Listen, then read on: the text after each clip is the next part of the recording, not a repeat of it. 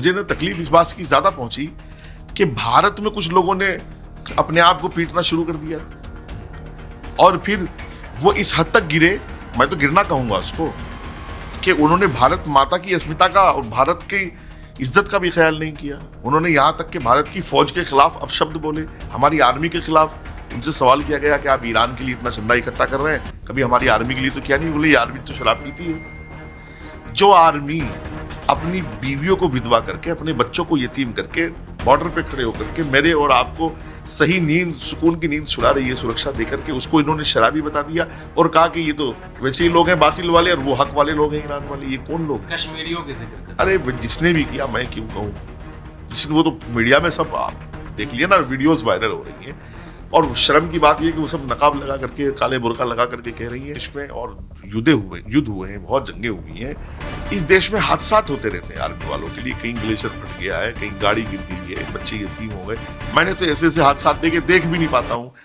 मैं शादी हुई है 6 महीने के बाद, जवान जा करके शहीद हो गया, उसका सिंदूर भी सूखा नहीं था। उन बहनों की तरफ देख कर रोना आता है। कभी किसी ने सोचा कि चल करके उनका भी सम्मान कर दें, उनके बच्चों का पूछ लें कि उनके बच्चे पढ़ते हैं कि नहीं पढ़ते हैं, कहाँ स्कूल जाते हैं कि नहीं जाते, उनके बूढ़े माता पिता का ख्याल कर लें। कभी तो 2 रुपये का चंदा नहीं हुआ इनसे। ईरान जाने के लिए इन्होंने गुल्लक भी फोड़ दी है। ईरान जाने के लिए इन्होंने गले के जेवर भी निकाल दिए हैं, कानों के जेवर भी निकाल दिए हैं। बहरहाल भारत नहीं होना चाहिए। देखिए मैं नहीं होना चाहिए, लेकिन खुमैनी साहब से वतन परस्ती तो सीख लें ये शिया। खुमैनी साहब ने ईरान नहीं छोड़ा, जान दे दी, तो कम से कम ये भारत परस्ती तो करें, कम से कम ये भारत के साथ तो खड़े हों, कम से कम इतना तो दिखाएं कि हम भारत के साथ खड़े हैं, भारत की गवर्नमेंट के साथ खड़े हैं। जो भारत की पॉलिसी है वो एक एक भारतीय की पॉलिसी होनी चाहिए। यार ये क्या तमाशा लगा हुआ है कि मैं उसको सपोर्ट करूंगा जिसको मेरा दिल चाहेगा? ये तो वतनियत के खिलाफ है। वो इन्होंने फिर रंग दिखाया शिया सुन्नी वाला यहाँ भी, कि सारी गल्फ कंट्रीज पर इन्होंने हमले किए कि गल्फ कंट्रीज के बराबर तो ईरान जाकर के तरक्की में शामिल नहीं हो सकता, चूंकि ये भाई वो लोग बिजनेस करते रहे, पैसा कमाते रहे, लोगों को रोजगार। आज देखना आप गल्फ कंट्रीज में करोड़ों लोगों का रोजगार है ना, एशियन भी लोग हैं उसमें, नेपाल के भी हैं, पाकिस्तान के भी हैं, बांग्लादेश के भी हैं, इंडियन के भी हैं। ईरान ने किसको रोजगार दिया? ईरान तो भुखमरी का देश था। ईरान ने क्या किया? नीयत खराब थी, परमाणु बनाने की कोशिश करता रहा। उसने अपने रुपये पैसे पर ध्यान नहीं दिया, उसने अपनी अर्थव्यवस्था पर ध्यान नहीं दिया।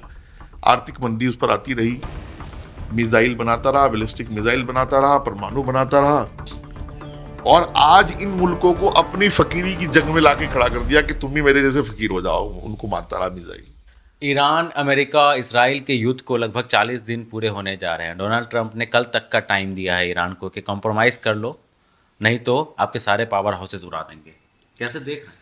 देखिए, ईरान और अमेरिका इजराइल का जो युद्ध है जी, वो दुनिया में ताकत की, हथियारों की, ऑयल की और ये सब चीज़ों की लड़ाई है।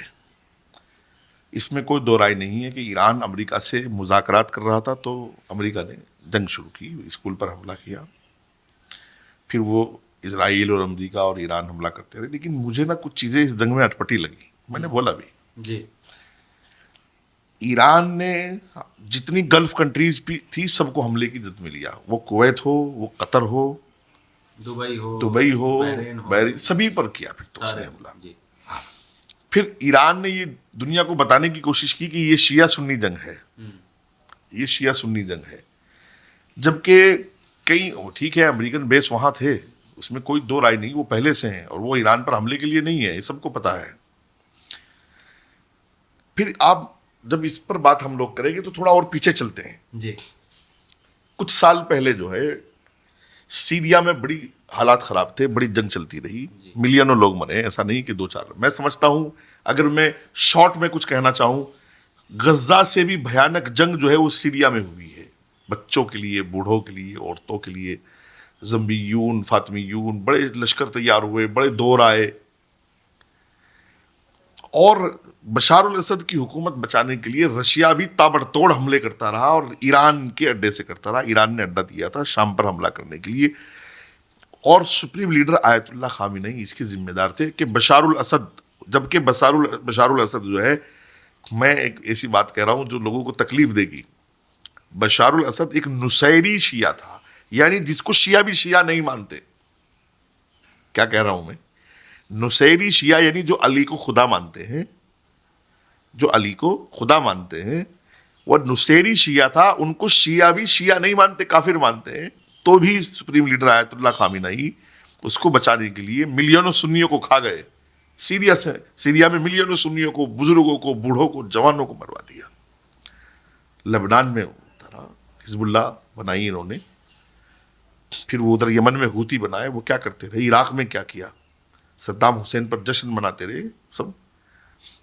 तो वो इन्होंने फिर रंग दिखाया शिया सुन्नी वाला यहां भी, कि सारी गल्फ कंट्रीज पर इन्होंने हमले किए, कि गल्फ कंट्रीज के बराबर तो ईरान जाकर के तरक्की में शामिल नहीं हो सकता, क्योंकि ये भाई वो लोग बिजनेस करते रहे, पैसा कमाते रहे, लोगों को रोजगार। आज देखना आप गल्फ कंट्रीज में करोड़ों लोगों का रोजगार है ना, एशियन भी लोग हैं उसमें, नेपाल के भी हैं, पाकिस्तान के भी हैं, बांग्लादेश के भी हैं, इंडियन के भी हैं। ईरान ने किसको रोजगार दिया? ईरान तो भुखमरी का देश था। ईरान ने क्या किया? नीयत खराब थी, परमाणु बनाने की कोशिश करता रहा, उसने अपने रुपये पैसे पर ध्यान नहीं दिया, उसने अपनी अर्थव्यवस्था पर ध्यान नहीं दिया, आर्थिक मंदी उस पर आती रही, मिसाइल बनाता रहा, बैलिस्टिक मिसाइल बनाता रहा, परमाणु बनाता रहा, और आज इन मुल्कों को अपनी फकीरी की जंग में लाके खड़ा कर दिया कि तुम भी मेरे जैसे फकीर हो जाओ। उनको मारता रहा मिसाइल। नहीं, पहले तो ईरान ने कहा था ना कि आप हमारे साथ आ जाओ बाकी खाड़ी के देशों को। नहीं, क्यों जाए उसके साथ, किस लिए? कोई ईरान के बाप की जमीन है वो, बताइए किस लिए जाएंगे? आज भारत से कोई कहे कि तुम हमारे साथ आ जाओ, क्यों जाएंगे? भारत की अपनी, भाई अपना एक विशाल देश है। और फिर मुझे ना तकलीफ इस बात की ज्यादा पहुंची कि भारत में कुछ लोगों ने अपने आप को पीटना शुरू कर दिया, और फिर वो इस हद तक गिरे, मैं तो गिरना कहूंगा उसको, कि उन्होंने भारत माता की अस्मिता का और भारत की इज्जत का भी ख्याल नहीं किया। उन्होंने यहां तक कि भारत की फौज के खिलाफ अपशब्द बोले, हमारी आर्मी के खिलाफ। उनसे सवाल किया गया कि आप ईरान के लिए इतना चंदा इकट्ठा कर रहे हैं, कभी हमारी आर्मी के लिए तो क्या नहीं? बोले ये आर्मी तो शराब पीती है।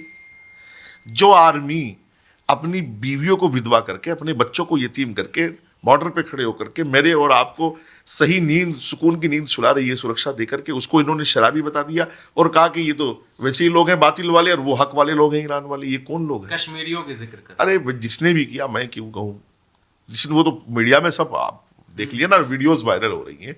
और शर्म की बात यह कि वो सब नकाब लगा करके, काले बुर्का लगा करके कह रही हैं, तो मैसेज किया जा रहा है कि मुसलमान कह रहा है, जबकि वो मुसलमान। शिया समुदाय में आयतुल्लाह खामेनी को एक धर्मगुरु के इससे भी देखा जाता है। नहीं, मैं कब मना कर रहा हूँ, आप देख रही हैं धर्मगुरु, मैं तो नहीं देखता ना भाई, मैं तो सुन्नी हूँ। हिंदुस्तान के 20 करोड़ मुसलमानों में अगर 1 करोड़ शिया उनको धर्मगुरु मान रहे हैं, 19 करोड़ तो नहीं मान रहे ना, लेकिन उसी में 10-20 लोग निकल के आ रहे हैं कि वो भारत की आर्मी को बुरा कह रहे हैं, भारत पर सवालिया निशान लगा रहे हैं, तो फिर तो 20 करोड़ मुसलमान दायरे में ला करके खड़ा कर दिया उन्होंने। बहरहाल इस देश में पहलगाम हुआ है, इस देश में और युद्ध हुए हैं, बहुत जंगें हुई हैं, इस देश में हादसात होते रहते हैं आर्मी वालों के लिए। कहीं ग्लेशियर फट गया है, कहीं गाड़ी गिर गई है, बच्चे यतीम हो गए। मैंने तो ऐसे ऐसे हादसात देख भी नहीं पाता हूँ। मैं शादी हुई 6 महीने के बाद जवान जा करके शहीद हो गया, उसका सिंदूर भी सूखा नहीं था।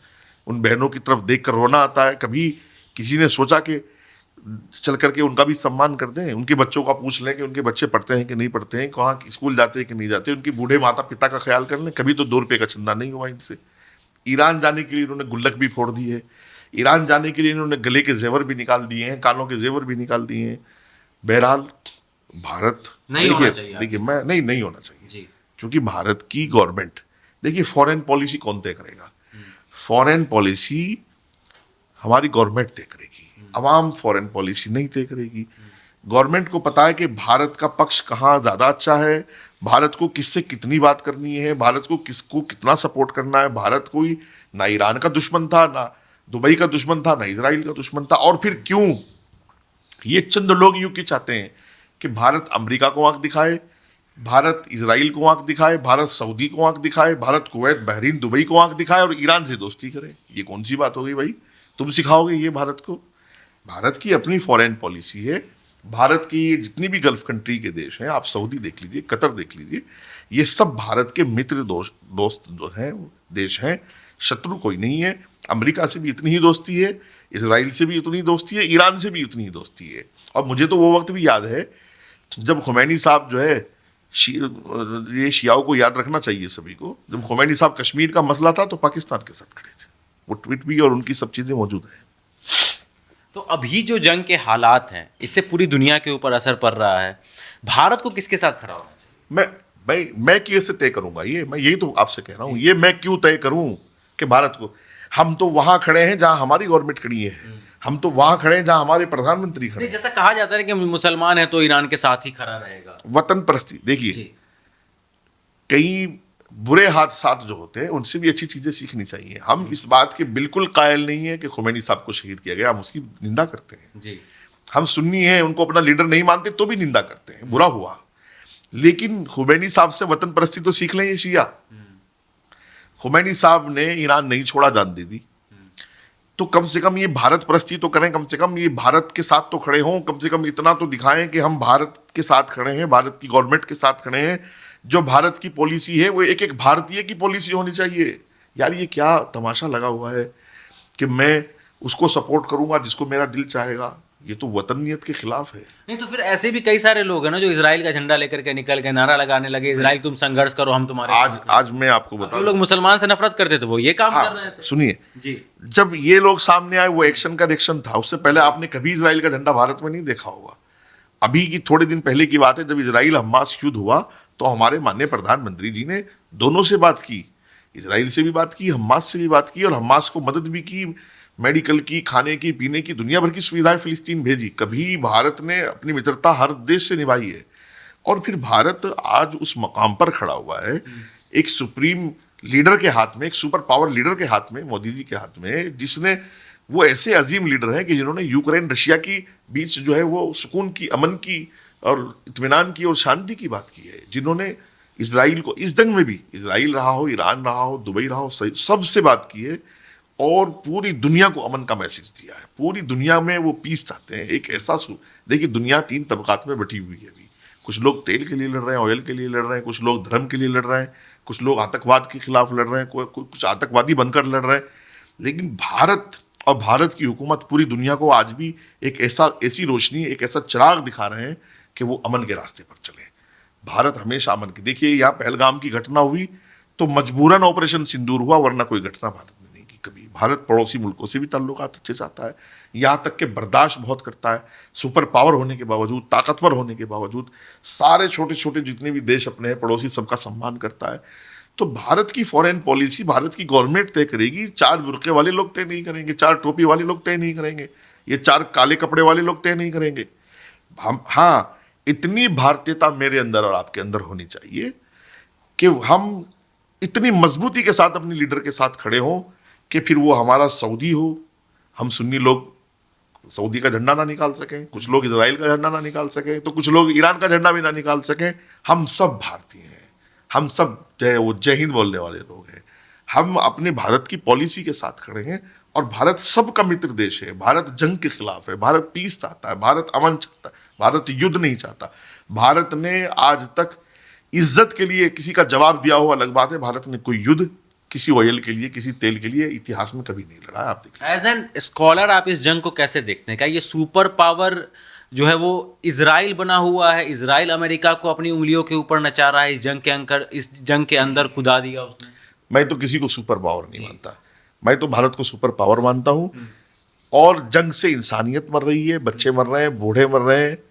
जंग से जो है वो जमीन का जो प्रकृति है, कुदरत का जो नेचुरल चीजें हैं, उनको नुकसान हो रहा है।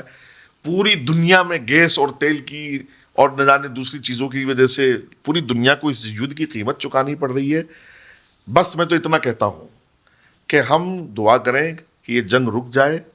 ना हम ईरान के साथ खड़े हैं, ना हम इजराइल के साथ खड़े हैं, ना हम अमेरिका के साथ खड़े हैं। हम अपने देश की गवर्नमेंट के साथ खड़े हैं, हम भारत के साथ खड़े हैं। यही भारतीयता है और यही हिंदुस्तानियत है और यही सब कुछ है। मैं कहता हूं कि भारत की हुकूमत जिसके साथ खड़ी है हम उसके साथ खड़े हैं, चाहे वो ईरान के साथ खड़ी हो जाए, चाहे वो सऊदी के साथ खड़ी हो जाए, चाहे वो इजराइल के साथ खड़ी हो जाए, चाहे अमेरिका के साथ। हम तो अपनी हुकूमत के साथ हैं, अपनी फॉरेन पॉलिसीज के साथ हैं, अपने विदेश मंत्री के साथ हैं, अपने प्राइम मिनिस्टर के साथ हैं। हम ऐसा कोई रास्ता इख्तियार नहीं करेंगे कि चंदा करके ईरान पहुंचा दो, चंदा करके इजराइल ले दो, चंदा करके सऊदी दे दो। इन सब बातों के खिलाफ हैं। अपना माल, अपने जान, अपना सोच, अपना दिल, अपना दिमाग, सब कुछ अपने देश के लिए कुर्बान है। बस, जय